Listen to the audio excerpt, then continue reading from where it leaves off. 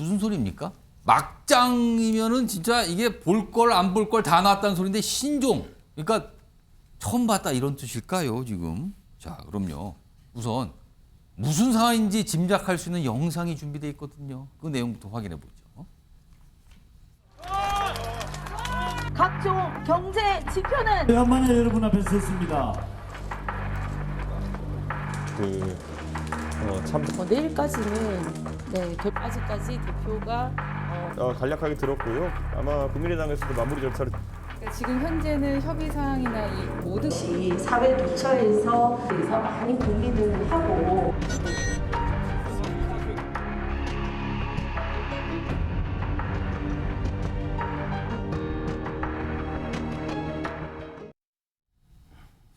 영상으로 봐서 어렴풋이 알겠는데요. 소정욱 변호사, 이게 도대체 무슨 황보승이 지금 국민의힘 의원인데 이게 무슨 일입니까? 설명 좀 핵심을 시간 순으로 좀 요약 좀 해주시죠. 아마 이제 그 3단계로 나눠 보면요. 예. 처음에 이제 그 아마 제가 문자를 그 전 남편한테 예. 받은 게 2019년쯤 된 것 같아요. 문자를 받으셨어요? 예, 손흥민 계속 변호사가? 폭로하는 방송인들 패널들한테 전 남편이 그 황보성이 부인이 바람을 피운다. 뭐 이런 게 문자를 다 이른바 돌린 거죠. 불륜 주장을 한 거죠. 예, 제가 양쪽에 다 들어봤어요. 황보성이 예. 의원한테도 받아보고 오. 양쪽에.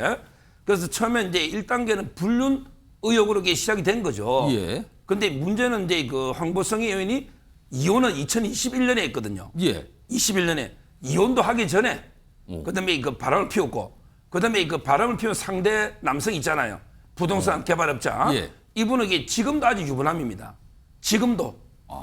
사실혼 관계를 주장하면서도 예. 아직 이게 법률상은 배우자가 그럼 있어요. 잠깐만요. 여기서 사실과 의혹을 좀 구분해야 돼요. 그러니까 불륜이라고 했던 건데 의혹 제기가 강하게 되고 양쪽에서 주장하고 반박하고 이런 상황인 거고요. 예. 그리고 어떤 남성으로 대상으로 지목된 그 인물은 아직까지 결혼 관계를 유지하고 있다. 예. 이거죠, 지금요. 그런데 그 남성이 자기가 사실혼 관계라고 주장하기 때문에 그거는 이제 그 어느 정도 팩트가 없고요. 예. 그래서 아마 이제 그 서로가 이게 유부녀 과정에 아마 불륜이 있었고 예. 그다음에 2021년에 이제 그 합의 이혼돼 가지고 예. 황보성이 의원만 본다면 어. 2021년에 이혼했기 때문에 예. 이제 정리는 된 거죠. 일단 물론 이게 가정사는 성대는- 그렇다는 거예요. 예, 그게 1단계로 저는 불륜 예. 공방 이게 1단계고요. 예. 그다음에 2단계로 가면 이제 그 정치자금법. 이거는 또 그 정치권 청탁금지법. 얘기로 가는데 그럼. 여기 가는데요. 이거는 이제 원래는 시민단체 산정회하고 산목회 예. 시민단체가 이제 2022년에 고발하는데 오. 문제는 이게 정치자금법도 두 가지입니다. 오. 하나는 이제 그 시의원이나 공천 대가로 한 60여 명에게 받았다. 공천 대가로 돈을 받았다는 의혹. 예. 이게 이제 전 남편이요. 그 뭐 사진을 찍은 거 원본은 없지만 이런 거라든지 뭐 녹취를 명단 같은 거 말씀하시는 겁니까? 예. 예. 그러니까 결국에 출마자로부터 공천 대가로 받은 정치자금 의혹이 하나가 있고 예. 그다음에 두 번째는 그 바람을 피운 불륜 관계 그 있을 거 아닙니까 유부남. 예. 그분이 뭐 아파트도 사주고 차도 사주고 이것도 이게 정치자금법이 아니냐. 그 남성으로부터 건네줄 수 있던 돈 얘기가 또 따로 있는 거군요. 그렇죠. 근데 그 남성은 우리가 부부인데 사실혼 관계인데 무슨 정치자금법이냐 이래 주장하지만 예. 그분이 아직 유부남이잖아요. 그러니까 이제 이것도 정치자금법 아니냐. 예. 크게 그 두 가지 의혹으로 지금 이게 2022년부터 예. 수사를 하고 있고 그게 두 번째 이게 단계고요. 두 단계고 예. 그다음에 이제 세 번째 단계 최근에 황보성 의원이 대응하듯이 예. 바로 이제 그 본인은 가정 폭력의 희생자다. 내가 이렇게 많이 맞고 있었다. 이런 이제 그 사진이나 증거 자료를 제시하면서 역공을 취하고 있는 이렇게 한 3단계로 나누어서 쟁점을 보는 게 옳을 것 같아요. 복잡한데요. 그래서 아까 키워드가 그런 키워드가 나온 거군요, 지금요. 지금 소정욱 변호사가 뭐 과거에 연락도 하고 그래서서 자세한 내용을 알고 계시군요. 그래서 설명을 해 주셨어요. 화면으로 좀 보겠습니다. 처음부터 좀 보겠습니다. 여기 보시면 이거예요.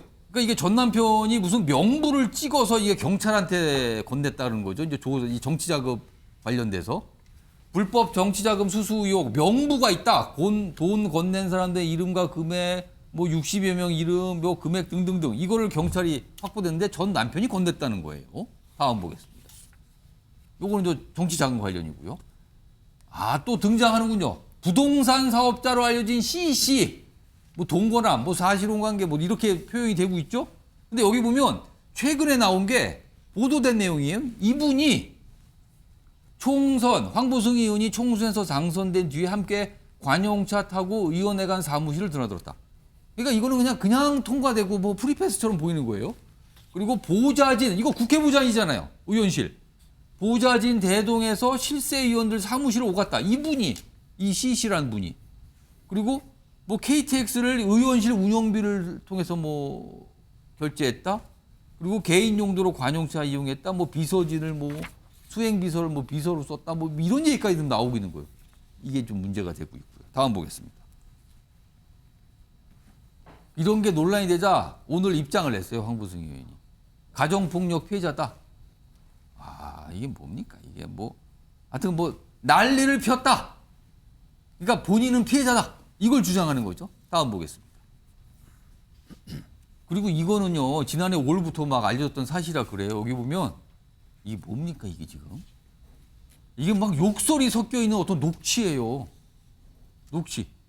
뭐 이런 것까지 지금 뭐 또 회자가 되고 있는 상황인 겁니다. 손정 변호사 할게요. 아까 여기 보면 세 번째 장면 볼까요? 그 CC의 어떤 모습이 설명된 게 있는데 보면은 뭐 의원실 운영비를 사용했다 아니면 수행비서를 뭐 기사처럼 불었다 등등등등 뭐 이런 출입했다 이런 거잖아요. 이게 만약에 사실이라면 어떻게 문제가 됩니까? 지금 이제 그 CC가요. 아마 관용차를 타고 여기 들어간 건 인정하는 것 같아요. 근데 어차피 그때 황보성 의원이 부인인데 사실혼 관계 옆에 탔으니까 내가 탄 게 무슨 문제냐. 저거만 인정하고요. 예. 그다음에 뭐 KTX로 의원실 운영비 있잖아요. 예. 이런 거는 이게 지금 부인하고 있는 걸로 보이는데 만약에 저게 다 사실이 맞다면 예. 뭐 제가 보기에 그 비서진을 통역까지 쓰고 예. 비서진을 이렇게 사적으로 막 사용했다는 게 그런 의혹도 나오거든요. 나온 거죠. 그렇다면 이게 경우에 따라서는 직권남용이나 강요 의무가 없잖아요. 비서진이 그런 일을 할 의무가 없잖아요. 개인한테 비서가 이른바 사적인 어떤 활동에 동원이 된 셈이 된 거죠. 그렇죠. 예. 그렇다면 저는 이제 그 경우에 따라 직무와 관련한다면 직권남용 예. 아니면 이게 강요죄 있잖아요. 예. 이런 게 성립할 거고 그다음에 KTX도 마찬가지죠. 다 저게 공금 아닙니까? 만약에 운영비로 했다면 횡령이라든지 예. 뭐 이런 데 범죄도 성립할 수 있는 거고 뭐 상당히 저것도 법적으로도 저는 이제 그 수사가 필요한 이런 사안으로 보입니다. 이게 만약에 사실로 확인되면 또 다른 갈래의 큰 논란과 파문거리가 될 수 있다는 거죠. 아까 봤던 장면 중에요. 그 녹취록 소개된 거 있죠. 이건 윤기찬 변호사가 이 내용 좀 봐주시기 바랍니다. 녹취록 좀 보겠습니다. 여기 보면 이게 통화 녹음인데 전 남편과 이 황보승 의원이 대화하는 장면이 지금 적혀 있는 거거든요. 여기 보시면 여기 보면 가려된 욕설이 엄청나게 나가는데 이 대목입니다. 윤기찬 변호사. 여기 보면 진짜 야 뭐라고 얘기하면서 네 능력이 안 되고 여기서 네는 전 남편으로 보이잖아요. 네 능력이 안 돼 가지고 남한테 그래 도움받은 게 자랑스럽나? 그럼 이게 뭡니까? 뭔가를 받았다라는 내용을 스스로 한 거잖아요.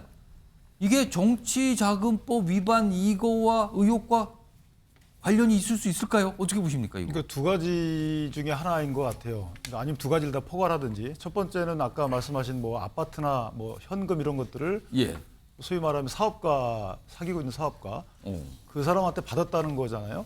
받았다는 의혹이 있잖아요. 그러면 예. 그것은 정치자금이 될 수 있어요. 오. 그거에 관련된 얘기일 수도 있고. 아니면 네 능력이 안 되니까 남한테 받았다는 그 남이라는 예. 게 뭐 특정 다른 인물을 말하는 걸로. 그렇죠. 왜냐하면 둘 간의 갈등이라는 게 이제 그런 식으로 시작이 됐을 테니까. 또 하나는 이제 공천을 대가로 돈을 받았다면 그것은 뇌물이 될 수 있어요. 뇌물. 그러니까 아까 말한 과거에 뭐 지방선거 총선쯤에 지금 나왔던 그 예. 정치자금 관련된 의혹. 그렇죠. 그것은 이제 공천 대가로 받은 것이기 때문에 보통 뇌물로 의유를 합니다. 그래서 예. 저기서 말한 정치자금은 두 가지를 다 포괄하는 의미로 사용됐을 가능성이 있고 그 포괄하는 수사의 단서내지 정황 증거로 충분히 활용이 될 만합니다. 그리고 저기 보면 지역 정치인 60명 이름이 기재돼 있다고 그러죠. 예. 그러니까 수사 단서가 이미 돼 있기 때문에 예. 저 사람 불러서 다 수사를 할 거예요. 동선 파악도 하고. 예. 그렇다 그러면 만약에 일부 사람이 부인한다 하더라도 아까 말씀드린 그런 정황들로다가 상당히 인정될 가능성이 큰 것이죠. 물론 이제 준 사람들이 아니라 그러면 그거에 뭐 현금으로 줬으면 증거가 없겠지만 예. 증거가 조금 너무 많다라는 생각이 들고 예. 본인이 이제 뭐 맞은 사진 등을 올린 것은 예. 내가 이혼하게 된 계기는 폭력이었고 상대방한테 책임 있는 사유지 소위 전 남편이 제기하는 불륜 의혹은 아니다라는 취지의 항변용 같아 보여요. 그러니까 이런 사진도 지금 공개가 돼 있어요.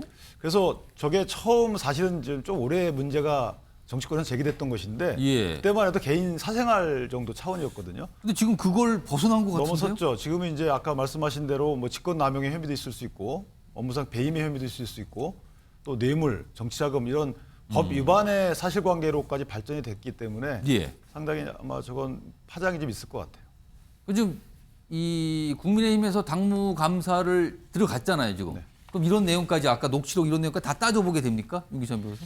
뭐 이제 당무감사 수사하고 약간 다르지만 어. 이제 당무감사라는 것은 이제 징계를 위한 소위 말하면 검찰권의 발동하고 비슷한 겁니다. 그러니까 사실관계를 조사하고 본인한테 물어보고 해서 어느 정도 사실관계의 개연성이 입증이 되면 뚜렷한 직접 증거가 없더라도 예. 뭐 징계로까지 갈 수 있는 상황인 것 같아요. 예, 손정 지금 이제 그 공천 대가로 60여 명 있잖아요. 예. 이거는 이제 심각합니다. 이거는 뭐 뇌물이 되고 아주 이게 중범죄이기 때문에 예. 그거는 이제 그 처벌이 아마 될 가능성이 저는 높아 보이는데 문제는 이제 그 불륜 관계. 아까 CC로 지금 알려져 있던 요인. CC한테 받은 게 아마 치열한 법리 논쟁이 벌어질 것 같아요.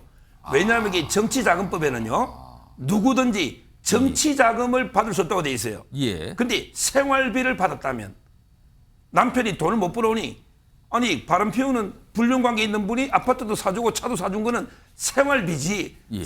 사실혼 관계라고 하니까 이거 가정법 사항이 되는 겁니까? 지금 이게 이거는? 그렇게 지금 해명하고 있습니다. 가족법 사항입니까? 이거 되는 겁니까? 이거는 그러면? 정치자금으로 준 게 아니고 예. 생활비로 우리가 사실혼 관계고 사실혼 부부하고 똑같기 때문에 준 거다. 이렇게 지금 다투고 있기 때문에 이 부분은 치열한 다툼이 벌어지는 게 옛날에 그 스폰서 검사 사건도 있거든요. 예를 들어 이제 뭐 변호사가 사랑해가지고 이게 검사한테 집도 사주고 뭐 예, 명품도 예. 사준다. 이런 게 뇌물이 안 되지 않습니까? 근데 그 검사 처벌할 방법이 없잖아요. 따라서 이게 정치자금인지 아니면 이게 사실혼 관계에서 생활비인지 이게 다툼이 될 것 같아요. 이게 국민의힘이 참 난감하게 됐는데 이거 신경민 전 의원이 이쯤 되면요 이거 어떻게 이거 국민의힘이 이걸 해결해야 되나요? 이거 어떡합니까 이거를? 지금 여러 가지 혐의인데 이 그러니까 민주당에서는 국회 윤리위에 제소한다고 지금 밝혔거든요. 윤리위 문제도 있지만은 이건 수사 상황 같네요. 60명 관련됐다는 지역 정치인들이 이 정도 되면은 그 지역에서 지역구에서 정치하겠다는 사람들이 거의 대부분 관련된 이건 엄청난 파동이기 때문에 아까 그 뭐 명부 명단 네, 얘기 나는데 뭐 네. 60여 명 이렇게 숫자까지 나오고 있단 말이에요. 지금. 60여 명이면은 시의원, 구의원 해가지고 정치하겠다는 사람을 아마 거의 다 컨택을 했다는 주장인데 신경민 전 의원도 이제 현역 의원 이거 해보셨으니까 어렴풋이 뭔가 어떤 그림이 보입니까? 이게 무슨 60여 상황인지? 명이면 이거 엄청난 숫자입니다. 정치하겠다는 사람 거의 다 관여되어 있는 걸로 보이고 예. 이건 수사를 통해서 어느 정도의 규모인지는 분명히 파악을 해봐야 될 것 같고요. 개인사에 해당되는 부분은 이게 좀 뭐 형법 부분하고 예. 개인적인 사적인 부분이 좀 얽혀 있어요. 예. 그건 조금 더 들여다봐야 될 것 같은데 윤리는 뭐 당연히 들어가봐야 되겠지만 윤리를 넘어서서 예. 이건 정식 검경의 수사가 불가피해 보입니다.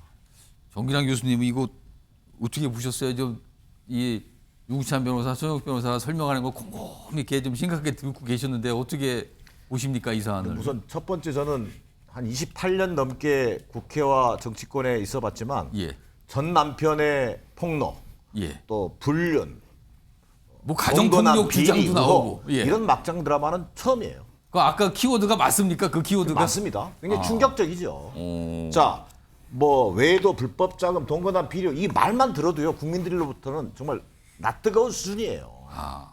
자, 그리고 해명도 구차합니다. 이게 우선 본인이 적극적으로 해명하고 있지 못해요. 오히려 뭐 가정폭력의 피해자라고 SNS상에 사진을 올려놨어요. 저는 이런 가정폭력의 어떤 그 가해자, 예. 전 남편이라면 당연히 처벌 받아야 되죠. 예, 그 자체는 문제죠. 그거. 그러나 그렇다고 해서 60여 명에 해당되는 사람들로부터 공천원금을 받고 한 사실 이런 것들이 무마될 수 있고 해명될 수 있는 게 아니지 이제 않습니까? 의혹이지만 그게 확인된다면 이건 진짜 큰일일 수도 있는 그렇습니다. 거거든요. 또 본인이 떳떳하다면 저는 협박당할 일도 없었을 것 같아요. 자, 그렇다면 지금 뭐 당에서는 당무 감사하고 윤리 제소한다는데 저는 이런 상황에서까지 본인이 저는 황보승 의원께 꼭 물어보고 싶어요. 예. 이런 상황에서까지 왜 정치를 계속하려고 하는 것인지. 아. 국민들 눈높이에서는요. 지금까지 공개된 사실만으로도 예. 당연히 의원직을 사퇴하고 새로운 삶을 살아가면 되는 거예요. 예. 그리고 물론 앞서 여러분이 얘기했지만 검경을 통한 철저한 수사는 당연한 것이고 오. 그런 맥락에서 국민적 시각에서는 저는 바라보고 있을 수밖에 없다. 예. 이런 판단입니다. 윤시환 변호사, 국민의힘 소속이라서 제가 이 질문을 안 드릴 수가 없어요. 지금 당에서는 약간 좀 당혹스럽습니까? 이 상황이? 당혹스럽죠. 이게 뭐 그 한 가지 의혹이 제기돼도 사실은 상당히 국민적 관심에서 볼 때 문제가 많다고 지적을 당할 텐데 이제 세 가지 네 가지가 같이 들어가 있단 말이에요. 뭐가 복잡해요 지금요 이게. 그러니까 이 사생활은 차치하고 나머지 부분들은 사실 큰 의혹이에요. 예. 저게 하나만 사실로 판명된다 하더라도 당에도 큰 타격이 있지만 본인이 그 책임을 져줘야 돼요. 지금쯤이면 예. 본인이 이제 부인하고 있어요. 그런데 어느 정도 글쎄요, 뭐 전부 다 부인해가지고 해결될 일은 아닌 것 같아요. 제가 볼 때는 이미 예. 경찰이 수사를 하고 있는 것으로 알고 있는데 예. 저는 경찰의 수사 결과가 나오기 전에 당에서 당무감사를 통해서 윤리에 제소를 하겠죠. 당내에서도 예. 또 국회에서도 아마 국회 윤리에 제소가 예, 되고 예.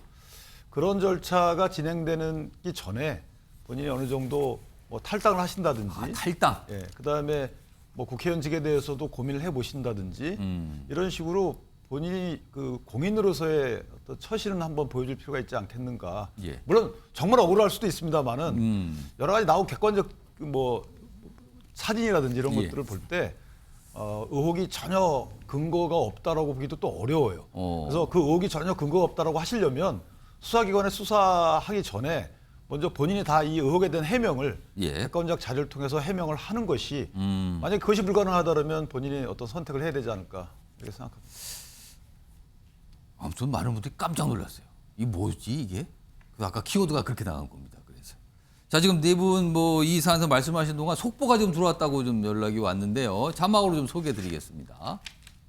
좀 민주당 관련된 속보가 좀 들어와 있습니다. 자 민주당의 새 혁신위원장 드디어 결정을 했군요. 김은경 교수 선임했다 이렇게 돼 있습니다. 다시 한번 말씀드리면요. 민주당의 새 혁신위원장으로 김은경 교수 선임했다. 그동안 김은경 교수에 대해서 좀 물망이 있었죠. 복수 중에 들어가 있었는데 이제 결정이 됐군요. 전 금감원 부원장 이렇게 돼 있습니다. 혁신위원장 그동안 내용이 좀 있었는데 드디어 결정을 했군요. 이거 짧게 좀 얘기해 볼까요? 신경민 전 의원과 정기랑 교수님께 제가 뭐 시간이 많으셔서 1분씩만 드릴 테니까 신경민 전 의원 일단 좀 어떻게 좀 평가하실까요? 일단 김은경 전 부원장이 굉장히 원했다고 예. 얘기들이 돌아다녀요. 저는 뭐 개인적으로 모르는 분입니다만은 하고 싶어 했다는 얘기는 들었고요.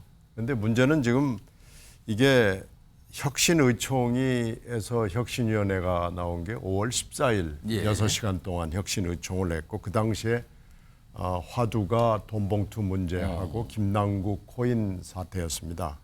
그런데 이게 이제 혁신위를 쭉 얘기를 하다가 6월 4일 날 그 이례경 파동이 벌어져 가지고 예. 혁신위가 확 맛이 가버렸거든요. 그러다가 이제 6월 12일 날 윤관석 그 체포동의안이 예. 부결이 되면서 이거 뭐 그렇죠.